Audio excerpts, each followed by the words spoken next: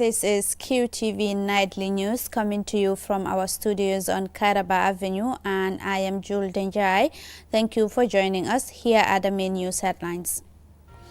National Assembly members debated and adopted the resolution report of the Public Petitions Committee on the petition filed by some concerned staff of the Gambia Tourism Board, which contained serious allegations against the GT board.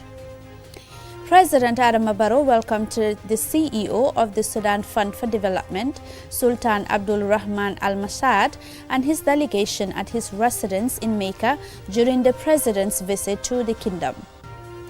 And on the occasion of the 39th anniversary of the founding of the Permanent Interstate Committee for Drought Control in Sahel, senior officials at the Ministry of Agriculture called for more investment in food security and minimizing the impact of climate change. And following a visit to the region, the president of the Gambia Supreme Islamic Council has applauded the Chinese government for creating a conducive environment for Muslims living in Ningxia, an autonomous region in China. In international news, Guinea Bissau celebrates 50 years of independence today, September 24, 2024. Also in international news, a recent jihadist attack in the Malian capital Bamako left more than 70 people dead and 200 wounded in an operation that experts say dealt a forceful blow to the ruling junta. The incident raises doubts about the junta's promise to restore security and stability. These and other stories coming ahead in the next half an hour. Do stay tuned.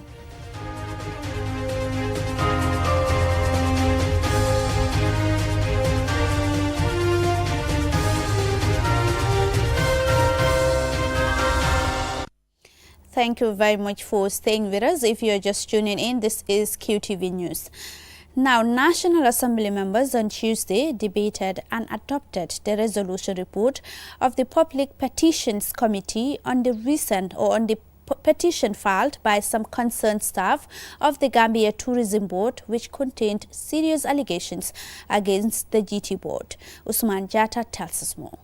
In November 2023, the former Minister for Tourism and Culture, Hamad Nkeba, faced the National Assembly's Public Petition Committee regarding allegations against the Gambia Tourism Board GT board, which included alleged graft, abuse of office, and award of contracts for the construction of eco-lodges. 9 months later, the Parliament is debating the resolution presented by the Petition Committee, having concluded their findings in response to the petition. Honorable Suebu Ture, the member for Woolly East, is the chairperson of the National Assembly Public Petition Committee. That the Ministry of Tourism must immediately desist from taking major decisions on the operation of the GT board without channeling them through the governing body. The National Assembly then became engaged in a passionate debate over the petition, the unfolding drama highlighting some deep divisions among lawmakers regarding labor rights and the future of the nation's tourism sector. The member for Fonyi Bintang, Honorable Bakari K. Baji, Talinding Kunjang's Honorable Musa Baji, and Janjambure Honorable Omar T. Jame called for urgent action on the findings resulting from the GT board staff petition. In the first place, why were they deducted? Why should the minister instruct them to deduct the salaries of the individuals? Deduction of salary. Today, if the minister's salary is deducted, that will be very painful to the minister. If we penalize other people in other areas for flouting with rules and regulations, and then ignore the enormous error that a particular minister did, that is absolutely injustice. We also need to get to the bottom of this particular issue, because the GPPA as an authority, what we expect from them would have been more professional than actually misguiding an institution. However, not all Assembly members agreed to the GT board petition. A nominated member, Fatoumata Jawara, and the member for Nyamina Dankunko, Honorable Samba Jallo, respectively took a contrary view. I'm recommending for the committee to have the parliament to assign ad hoc committee or any other parliamentary inquiry. That would be an independent body and investigate this matter, because people want to involve politics in this, and we must protect every Gambian. There is a legal contract between Lair Group and government. So, in this event, do we know who is faulty? As tensions rose, the Speaker, Fabakary Tombong intervened, reminding his colleagues to respect the rules of the party. Allowing no, you don't do it that way. Parliament, you don't shout. There are processes. No, whether he's wasting time is not for you. The member for Central Badibo, Suleiman K. Saho, and chairperson of the Petition Committee defended the credibility of their findings on the alleged termination of some staff of the GT board. Must ensure that all the staff who were deducted 50% salary as per the directive from the minister must be paid back.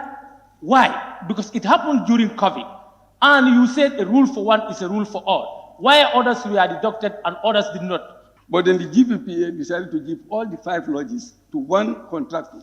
And up to now, some of the contracts have not even been started. The National Assembly Public Committee resolution recommended the immediate reinstatement and compensation. The debates took a sudden turn as the chair and vice chairperson of the petition took separate paths, which may have placed a question mark over the resolution presented by the committee. The Speaker had reason to intervene for a second time. But as it comes in again, it comes in as a report to Parliament. So that law, section 99, is attached to this law. Despite the intensity of the debate, the Speaker put the resolution to the vote, which saw 17 members vote for the adoption of the resolution and 16 members, including the vice chairperson of the Petition Committee, voting against the resolution of her own committee. The debate has probably sparked a much-needed conversation about labor rights and the importance of accountability in public service, which may echo beyond the walls of the National Assembly. Osman Chata, reporting for QTV News. Interesting deliberations there. Now, President Adama Barrow welcomed the CEO of the Saudi Fund for Development, Sultan Abdul Rahman Al Masad, and his delegation at his residence in Mecca during the president's visit to the kingdom. They discussed strengthening joint cooperation and reviewing the progress of various sustainable development projects being financed by the SFD in the Gambia. Lena E. Igwenyiba reports. President Barrow has commended the deepening ties between the Gambia and the Kingdom of Saudi Arabia, which have provided substantial support to the Gambia over the years. During this meeting with Sultan Al Mashad, CEO of the Saudi Fund for Development, SFD, the two leaders reviewed progress on several ongoing development projects funded by SFD.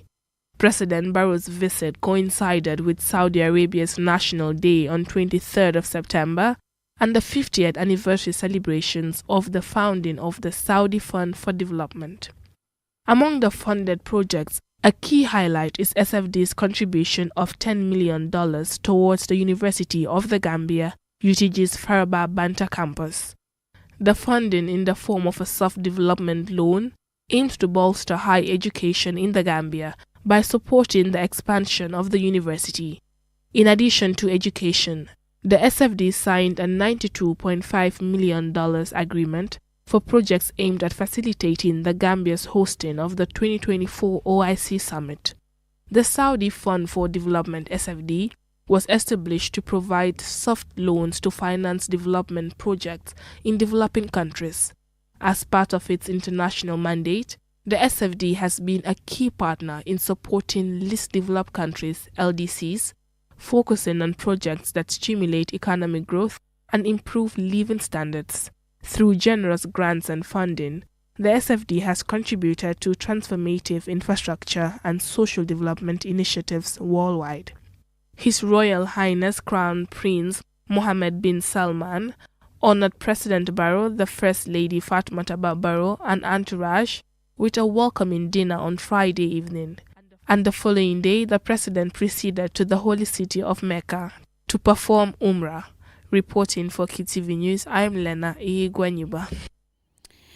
Now, on the 39th anniversary of the founding of the Permanent Interstate Committee for Drought Control in the Sahel, senior officials at the Ministry of Agriculture have called for more investment in food security and minimizing the impact of climate change. And Sumana Isonyasi has the details. SEALS is a 13-member association comprising of 8 coastal countries, including the Gambia, Senegal and Guinea, 4 landlocked states, Burkina Faso, Mali, Niger and Chad, and the island nation of Cape Verde. 39 years after its founding, stakeholders in the agricultural sector in the Gambia gathered to commemorate its founding, take stock of its achievements in the Gambia, and provide recommendations for the successful implementation of SEALS-related projects in the Gambia. The theme for this year's celebration is efficient and sustainable irrigation systems for a climate change resilient agriculture that contributes to food and nutrition security and economic growth in the Sahel and West Africa. It highlights a need for viable and mechanized agriculture, as well as the institution of resilience against drought in member countries. Speaking on the interstate organization's impact in member states, Dr. Sehu Sanyang and Fatou Jame Toure, DPS Conashells and DPS for projects and programs at the Ministry of Agriculture, Livestock and Food Security respectively, say the Gambia through SEALS have registered numerous achievements in building resilience and called for inclusive action in dealing with challenges affecting the agricultural sector, particularly climate change. But this is all related to climate change. We all know agriculture is being affected by climate change, but at the same time, agriculture is also a problem to climate change as a result of human activities in search of food and income. As we speak, high temperatures, precipitation patterns, extreme weather events, and reduction in water availability all results to low productivity of crops, livestock, and fisheries. This year's celebration will also be a unique framework for SEALS to make a high-level advocacy to its technical and financial partners to strengthening the strategic partnership with the ultimate goal of financing its 2023 to 2027 work plan. Additionally, they say the founding of SEALS was necessitated by a need to promote solidarity amongst member states, particularly the most affected countries, and to exploit ways to strengthening strategic partnerships. Mamadou Dabo is the director of the Gambia Livestock Marketing Agency. He calls on stakeholders to work closely together to provide well-coordinated programs in addressing climate change challenges. The Sahel countries, we normally encounter a lot of problems, and our forefathers came together and set up this, and today we are here to celebrate it. A lot of projects also emanated from it, and I can say that one of the projects now, the Minister of Agriculture is benefiting is P2RS. It's also come from this Sahel country. So it's very much important. Although some member states had experienced severe drought with a reported over 30% decrease in rainfall in the 1980s, they have since been making strides to improve lives and livelihoods through projects and programs. While there remain challenges, officials commend the interstate organization for its effort over the years in lessening the social impact of climate change and drought. Ansumana Isonyasi for KTV News. The report there by Ansumana Isonyasi will take us to a commercial break. When we return, we have more local and international news stories for you, to stay tuned.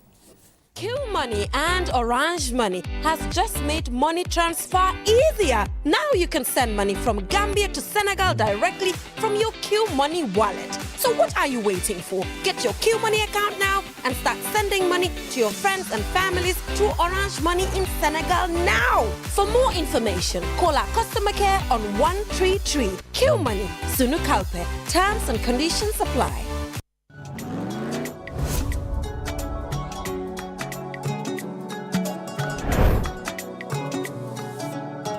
Welcome to the future of transportation in the Gambia.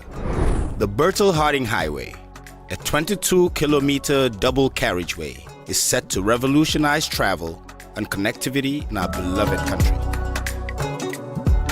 The Bertel-Harding Highway is transforming transportation in the Gambia with new roundabouts and vehicular overpasses. But safety must come first. Standing along the road or at roundabouts to flag down taxis creates unsafe conditions and unnecessary traffic jams. Remember, Always board taxis at designated taxi garages or the garas located at major traffic points. Drivers stopping in no stopping zones will be penalized. Let's keep our roads clear and safe. Together, we can ensure a safe and efficient journey for all.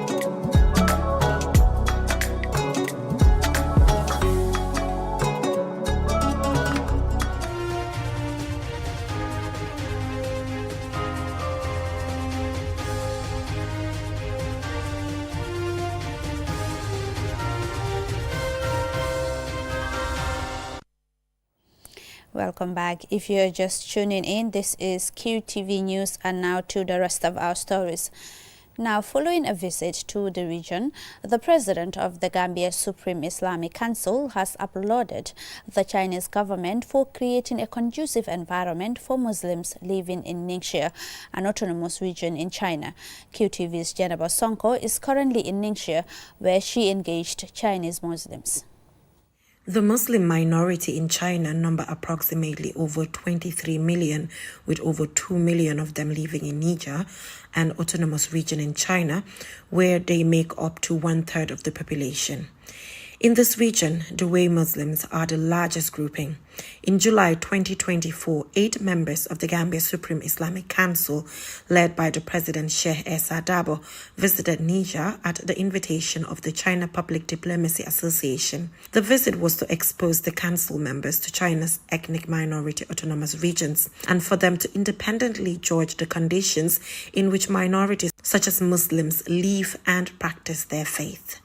After the visit, Issa Dabo, the president of the Supreme Islamic Council, said, and I quote, "The happy life of Muslims in Niger is so many times better than that of Muslims in other countries, and there are a lot of supportive policies for imams which are worthy of the Gambia Supreme Islamic Council studies and reference." End of quote. Part of activities of the China International Press Communication Center is to visit several cities, provinces, and regions. Fellows are currently in Niger to better understand the culture and exploring various sectors. We explored Niger night market, where a lot of Muslims have stalls selling halal food. We engaged one of the vendors on her experience living in Niger as a member of a Muslim minority. 我感觉在宁夏这个地方很好。 I feel that Niger is a great place. The Hui ethnic group here is relatively small and that the people are very simple and sincere. I really like this city because most of our Hui community is based here. It's quite comfortable to stay and communication is easy, which is beneficial for our beliefs and various aspects of our culture. This is Hai Shenkui, a Muslim chef at one of the halal restaurants in Niger. He was excited to share his experience of living and working in Niger. We feel very happy living here. The policies are also very good, and there is no racial discrimination at all. We live in harmony, and the government provides strong support for us.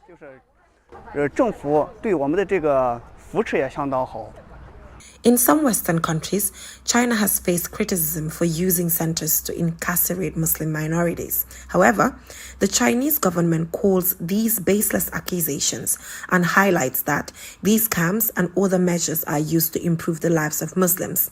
Authorities have given examples of how camps in Xinjiang offer vocational education training and counter religious extremism for a safer China and, by extension, a safer world at large. Reporting for QTV News from Niger, I am Jenna Bosonko. We will now go to international news.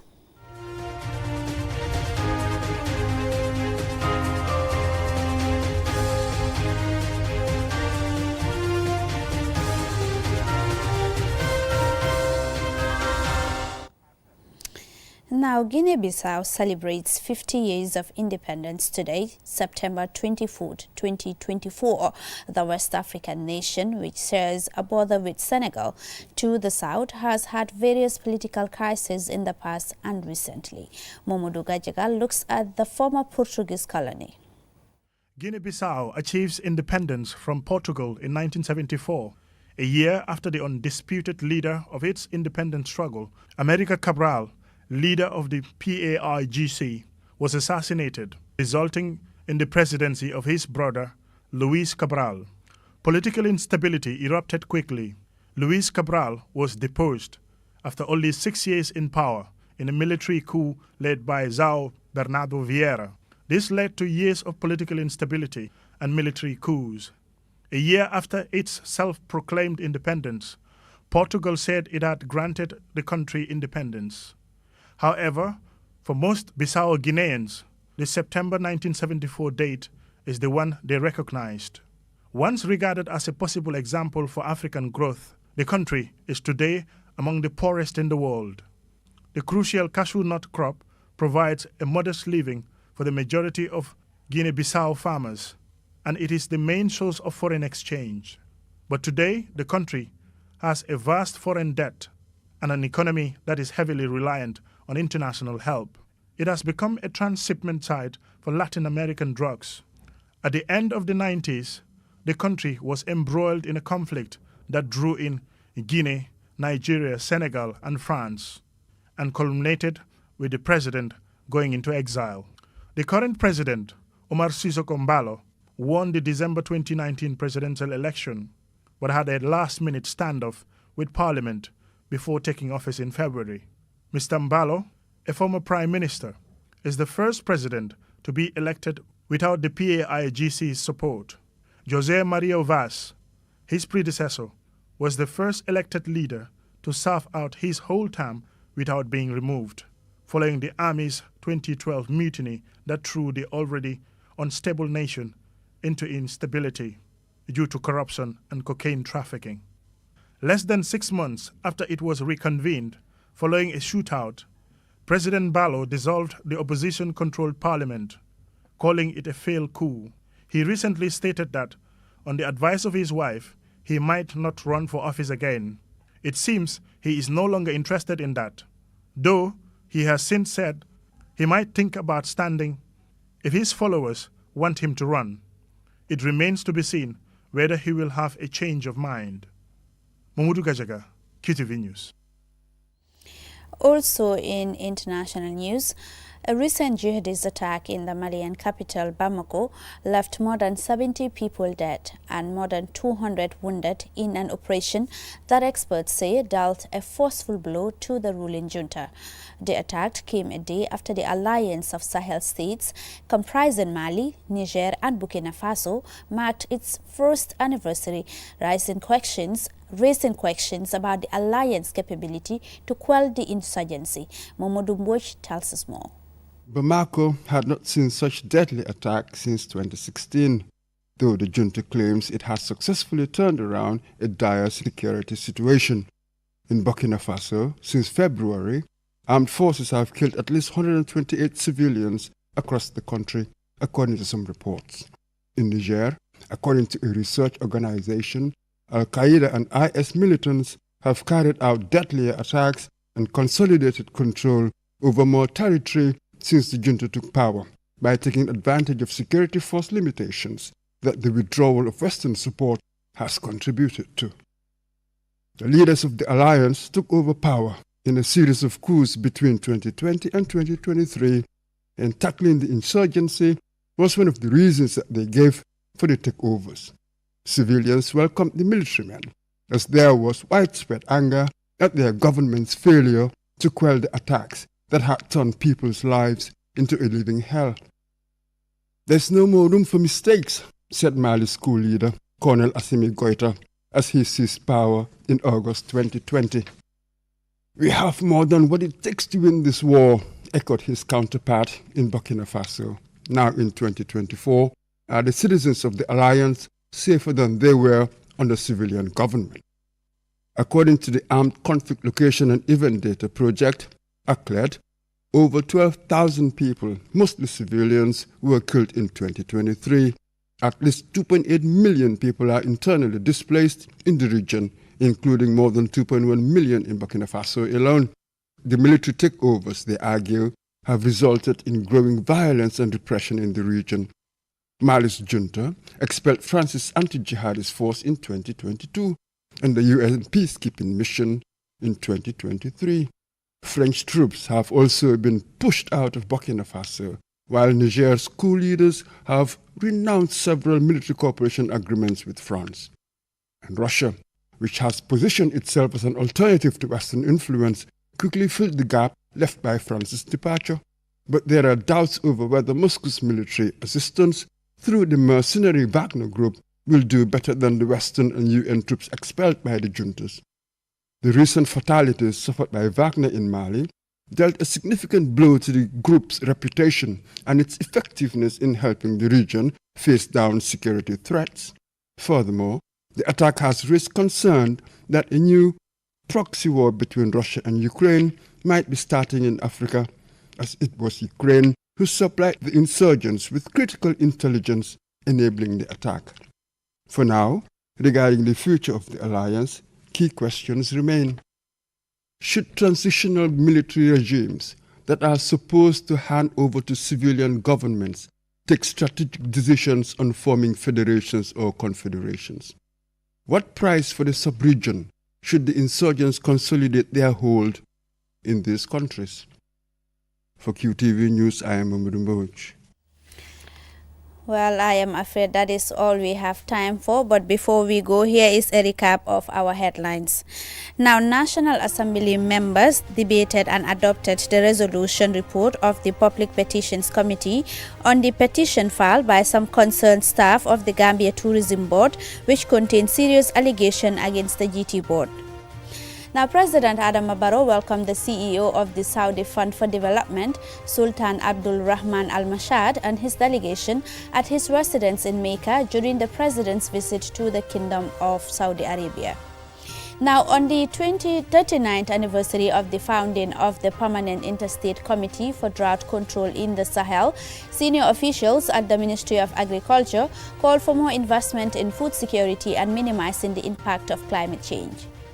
Now, following a visit to the region, the president of the Gambia Supreme Islamic Council has applauded the Chinese government for creating conducive environment for Muslims living in Niger, an autonomous region in China. In international news, Guinea Bissau celebrates 50 years of independence today, September 24, 2024. Now, that's all we have for you in this edition of the Bulletin. Do join us at 10 p.m. for another Bulletin. Thanks for watching.